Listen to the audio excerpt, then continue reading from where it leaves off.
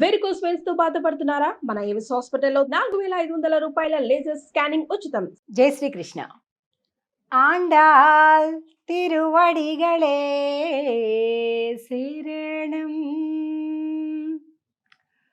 ప్రియ భగవద్బంధులారా, ఎన్నో రోజుల నుంచి చూస్తున్నటువంటి దివ్య ధనుర్మాస వ్రతం ప్రారంభం అవ్వబోతుంది. తిరుప్పావై ఆండాళ్ తల్లి చెప్పినటువంటి ఈ పాశురాలు మొత్తం 30 పాసురముల మాలిక. పాసురము అంటే తమిళ భాషలో పాటలు, శ్లోకములు ఇలాంటి ఒక అర్థం వస్తుంది. సంస్కృతంలో చెప్తే శ్లోకం అంటాం, తెలుగులో చెబితే పద్యం అంటాం, తమిళ భాషలో ఉంటే పాసురము అని అంటాం. ఆండాళ్ తల్లి తమిళనాడులోని శ్రీవిల్లిపుత్తూరులో తాను అవతరించి స్వామిని చేపట్టటానికి ఒక వ్రతంగా 30 రోజుల వ్రతం, తిరుప్పావై వ్రతం, ధనుర్మాస వ్రతం, మార్గళి వ్రతం, ఇన్ని పేర్లతో చెప్తాం. ఈ వ్రతాన్ని తల్లి ఆచరించింది, మనల్ని కూడా ఆచరించమని చెప్పింది. అయితే ముందుగా ఒక 2 శ్లోకాలు శ్రీ పరాశర భట్టర్ స్వామి ఉయ్యకొండార్ల వార్లు అనుగ్రహించారు. వీటిని ఏమంటారంటే ప్రారంభ తనియన్లు అంటారు. అంటే ప్రారంభ శ్లోకాలు లాగా, అంటే ఆండాళ్ తల్లి యొక్క వైభవాన్ని స్మరింపచేసేటటువంటి ఈ శ్లోకాలు. ప్రతిరోజు నిదానంగా ఒక్కొక్క పదం, ఎందుకంటే ఇది మన మాతృభాష కాదు కదా, కానీ కొంతమంది అంటుంటారు, ఏమంటే ఎందుకండి తమిళంలోనే చెప్పాలి, మనది తెలుగు కదా, మనకి ఇది కష్టం కదా, కాబట్టి తెలుగులో చెప్పుకోవచ్చు కదండి అంటుంటారు. కానీ ఎందుకు మనం తమిళంలోనే చెప్పుకుంటాము అంటే, ఆండాళ్ తల్లి ఏ భాషలో, ఏ భావంతో, ఏ పదాన్ని తాను తన నోటి గుండా స్వయంగా పలికిందో మనం కూడా అదే పదాన్ని అదే భాషలో అదే ఒక భావనతోటి పాడాలి అనే ప్రేమకి మనము తమిళ పాశురాలను పాడటం శ్రేయస్కరం అన్నమాట. సరే, నేను నిదానంగా ఒక్కొక్క పదాన్ని చెబుతూ దాని అర్థాన్ని పలికింపచేస్తాను. మన దగ్గర ఉన్నటువంటి బుక్స్ కానీ ఏదైనా లేకపోతే పీడిఎఫ్ ఫైల్ కానీ అలాగ చూసుకుంటూ జాగ్రత్తగా అనుసరించండి.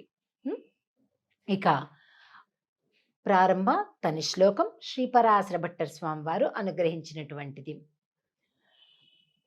నీళాతుంగ స్తనగిరి తటీ సుప్తం ఉద్బోధ్య కృష్ణం పారార్ధ్యం స్వం శృతిశతశిరసిద్ధం అధ్యాపయంతి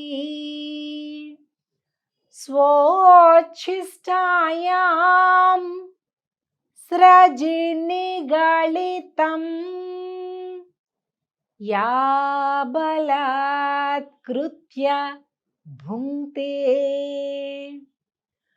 గోదాతస్యై నమ ఇదమిదం భూయ ఏవాస్తు భూయః.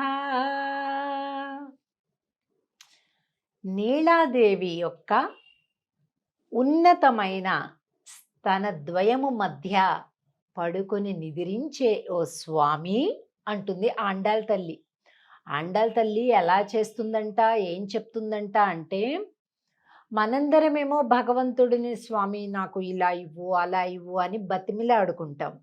కానీ ఆండాళ్ తల్లి ఏం చేస్తుందంట, అధ్యాపయంతి. ఏమిటయా అలా ఉంటావేంటి, ఇలా చేస్తావేంటి, ఇలా చేయొచ్చా నువ్వు అని స్వామితో దెబ్బలాడేస్తుంది. ఒక టీచర్ పిల్లవాడిని ఎలా మందలిస్తుందో అలా మందలించేస్తుందట.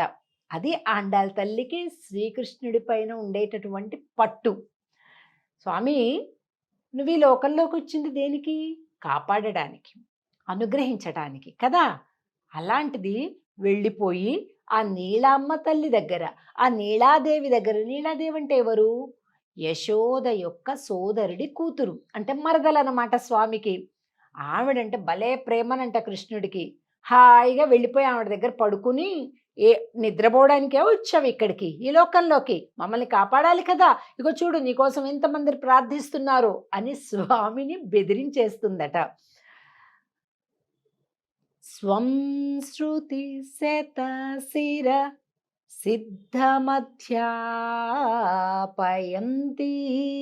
అధ్యాపయంతి. శృతి శిరస్సులలో బోధింపబడేటటువంటి అర్థాన్ని ఇక్కడ బోధించటానికి వచ్చావు కదయ్యా అంటుంది. స్వోచ్ఛిష్టాయాం, ఇంకా ఎలాంటిదట తెలుసా అండాలి తల్లి? స్వ ఉచ్ఛిష్టాయాం స్రజినిగళితం యా బలాత్కృత్య భుంక్తే. మామూలుగా భగవంతుడికి ఏది పెట్టాలన్నా కూడా ఆచితూచి శుభ్రం చేసి చక్కటిది పెడతాం కదా. కానీ మరి ఆండాళ్ళు ఎలా పెట్టింది అంటే తాను వేసుకొని తీసినటువంటి పూలమాలలని పెట్టింది. మనం పెట్టుకొని భగవంతుడికి పెడతామండి ఎక్కడైనా? పెట్టం కదా. మన తల్లో పెట్టుకొని మళ్ళీ తీసి స్వామికి వేస్తామా? అసలు వేయం.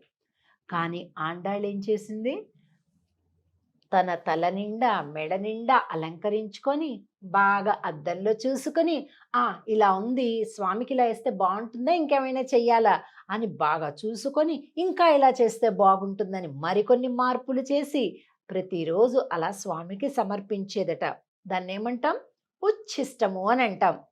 అంటే ఎంగిలి అని అర్థం తెలుగులో, సంస్కృతంలో ఉచ్ఛిష్టము అంటారు. అందుకే చూడండి, ఇప్పుడు భగవంతుడికి నివేదన చేయాలంటే మామూలుగా రుచి చూస్తాం, ఒకసారి టేస్ట్ చూసి బాగుందా లేదా అని ఇంకొద్దిగా ఇలా వేయాలి, అలా వద్దు, అలా ఎక్కువైంది, ఇలా తక్కువైంది, ఇలా మాట్లాడుకుంటాం, ఇలా అనుకుంటుంటాం కదా. కానీ అదే భగవంతుడికి నివేదన చేయాలి అంటే రుచి చూస్తామా? చూడం. ఎలా వండామో పరిశుభ్రంగా అలాగే తీసుకెళ్ళి స్వామివారికి నివేదన చేస్తాం. రుచి ఉప్పు ఎక్కువైనా కారం ఎక్కువైనా ఇక మనం చూడడానికి వీల్లేదు నివేదన చేసేటప్పుడు. దానిని ఎంగిలి అని అంటారు. రుచి చూస్తే కొద్దిగా నేను కడుపు నిండా తినలేదండి అని కూడా అనకూడదు, కొద్దిగా చూస్తే చాలా అది ఎంగిలైపోతుంది. మరి పూలైనా అంతే, నివేదన పదార్థమైనా అంతే, ఏదైనా కూడా.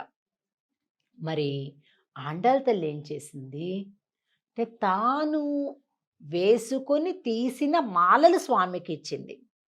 ముడచి విడచిన పుష్పమాలలట శ్రీయపతియే కోరినారట చేరి సేవింతమురారమ్మ అని పాడుకుంటాం.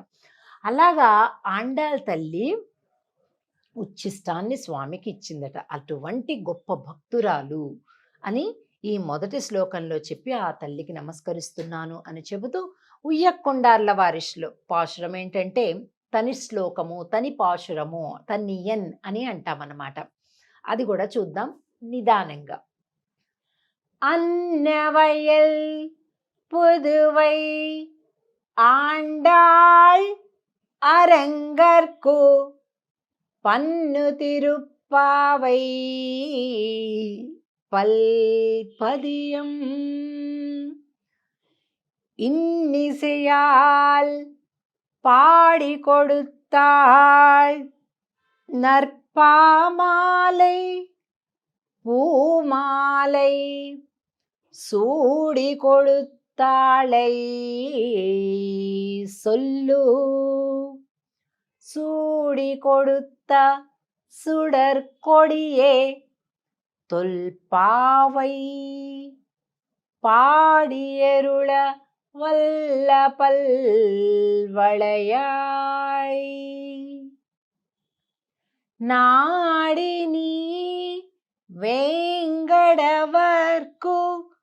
விதி என்ற இம்மாத்தம் நாங்கடவா வண்ணமே నల్గు.